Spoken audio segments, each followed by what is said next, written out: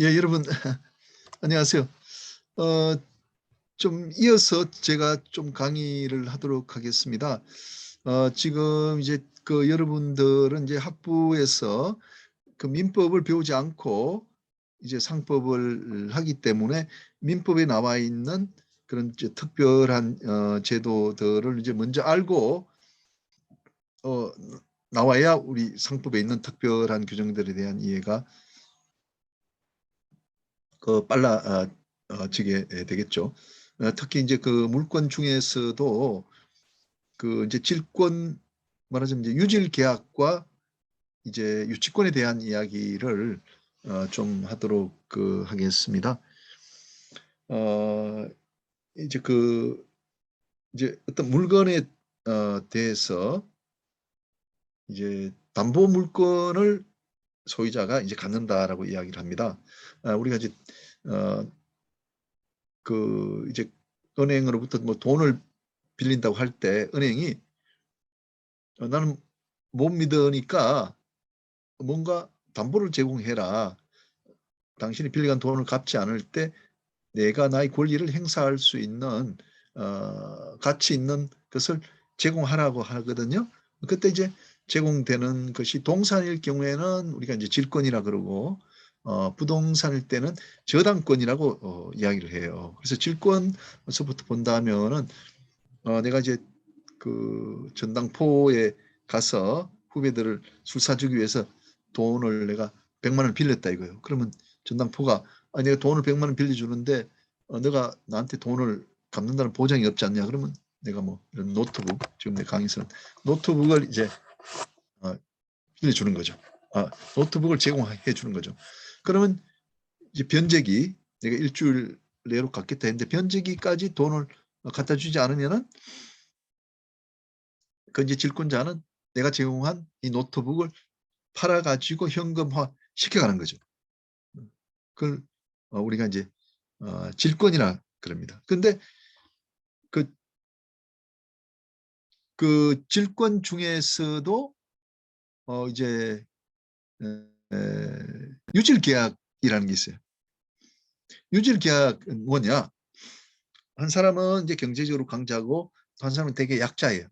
그러면 돈을 100만 원 빌리는데 이 사람이 이제 500만 원짜리 그 동산을 이제 제공하는 거예요.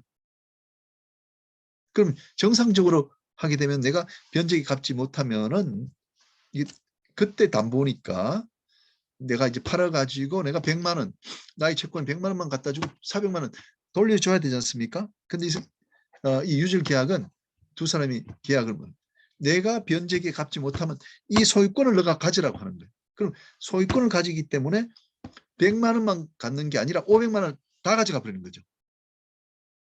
그 너무 불리하게 됐잖아요. 그러니까 왜 이런 일이 일어나느냐? 그렇게 하지 않으면 나 돈 안 빌려주겠다.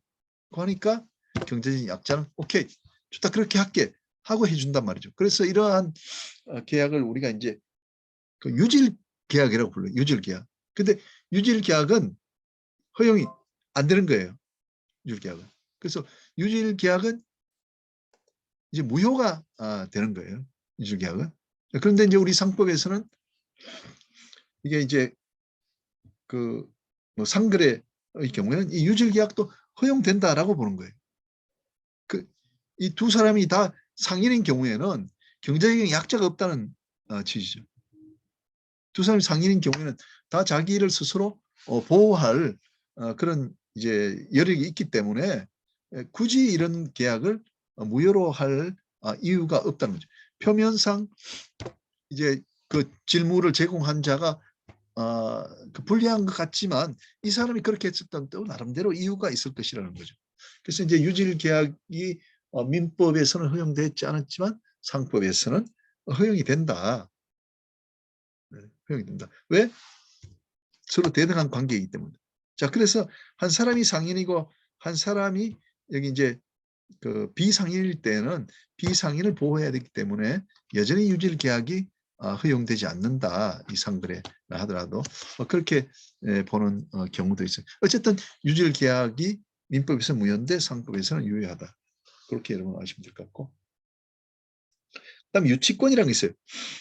유치권이란 건 뭐냐면 남의 물건을 내가 점유하고 있는데, 남의 소유하는 것을 내가 점유하고 있는데 이 사람이, 소유자가 돌려달라고 해도 내가 돌려주지 않을 수 있는 그런 권리. 소유권은 이제 절대권이기 때문에 소유자가 달라면 다 돌려줘야 된단 말이죠. 그렇지만 돌려주지 않아도 되는 그런 힘. 그걸 우리가 이제 유치권이라고 부르거든요. 자, 그런데 이제 그 민사의 유치권이 있어요. 민사의 유치권은 가장 대표적인 게 이제 세탁물에서 나온 채권을 교과서에서 예를 많이 들죠. 그러면 세탁을 이제 하기 위해 가지고 이제 그 세탁소에다가 내 세탁물을 맡겼다 이거죠. 그러면 뭐 빨래도 하고 이제 아이언도 하고 하면은 거기서 이제 그 뭐랄까 세탁비라는 채권이 나올 거 아닙니까, 그죠? 그러면 그 세탁비 그 채권을 내가 갖고 있기 때문에 이 사람이 와서 돈을 주고 이걸 찾아가야 되는데 돈도 주지도 않고 가져간다든지 하면은 내가 이 사람의 소유이기는 하지만 여전히 내가 가지고 있을 수 있는 권리. 그 권리를 우리가 이제 유치권이라고 하는 거죠. 결국은 소유자로서는 이 물건이 필요하기 때문에 돈을 가지고 와서 자기의 채무를 변제한 다음에 이 물건을 가져가게 되겠죠. 그죠? 그래서 유치권은 이렇게 가지고 있음으로써 소유자의 그런 변제를 강요하는 그런 권리를 말하는 거죠. 자, 그런데 그 민법에서 유치권은 그 물건에서부터 채권이 발생돼야 되는 거예요. 그래서 우리가 이것을 결연성이라고 그래요. 개별적인 결연성. 그런데 소유물이 아니어도, 그 채무자의 소유물이 아니어도 유치가 이제 가능하도록 그렇게 된 거예요. 근데 이제 우리 상법에서의 그 유치권은 상거래에 의해서 생기기만 하면은 어떤 물건이 있든지 그 사람의 소유에 대한 소유권을 내가 가져갈 수 있는 거예요. 예를 들어 우리가 운송을 했다 이거죠. 그럼 A라는 물건을 내가 이제 운송을 했어요. 지금 이제 운송인과 상인과 상인 사이에 이제 거래란 말이죠. 그러면 상거래에 의해서 내가 이 물건에 대한 운임 채권이 생겼잖아요. 그럼 민법 위반 같으면 바로 요 A라는 물건에 대한 유치만 가능한데 우리 상사 유치권은 그게 아니고 A의 요 화물이 있고 B의 화물을 내가 또 우연히 갖고 있을 때는 B의 화물에 대해서도 유치가 가능하다 이거죠.